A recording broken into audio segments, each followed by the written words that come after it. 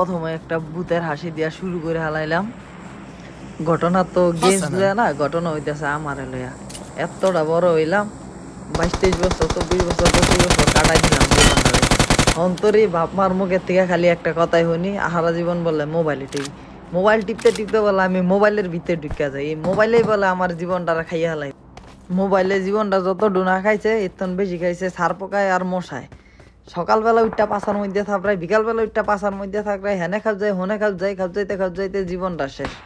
খালজানিতে কি আমার সমস্যা? এখন 3 গুণ সমস্যা হইতেছে আমার বিয়াই 2 দিন পর এই গ্রুপে মেনশন দেয়, ওই গ্রুপে মেনশন দেয়, মেসেঞ্জারে ভয়েস পাঠায়, হেনে ভয়েস পাঠায়, হনে ভয়েস পাঠায়। বিয়ার খালি বিয়া কি লিগা করি না, এই জ্বালায় আমি বাঁচতাছি না। কয় বড় ভাই সালাম দিছে, বিয়া করেন, এইটা করেন, ওইটা করেন, বয়স 40 হয়ে গেছে, 50 হয়ে গেছে, দাড়ি পেকে গেছে, বিয়া করেন, নাইলে আপনার লিগে আমরা বিয়া করতে পারতেছি না। বিয়াই নিজেও জানে না যে আমি বিয়া করুম কি, আমি নিজে বিয়া বইয়া গেছি গা।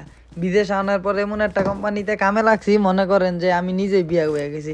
যখন রাইট নাই, দিন নাই, সকাল নাই, বিকাল নাই, ফোন দা কয় ডিউটি আছে আহো। আমি নিজেই জানি না আমার ডিউটির সময় কোনসুম, খালি ফোনের উপরে ফোন। একটু পরে ডিউটি, আজকা ডিউটি, কালকা ডিউটি নাই, সকালে ডিউটি, রাইতে ডিউটি, আজকা নাইট ডিউটি, আজকা ওভার টাইম নাই, এটা নাই, ওইটা নাই। সত্যি কথা কইতে জীবন রয়ে গেছে সমুদ্রের পাড়ে জেলে গলাহান। একটু পর ওয়ার্নিং আহে যে বৃষ্টি আইব, আজকে 7 নাম্বার ওয়ার্নিং, কালকা 5 নাম্বার ওয়ার্নিং, এই লয়ে আমার জীবন চলতেছে।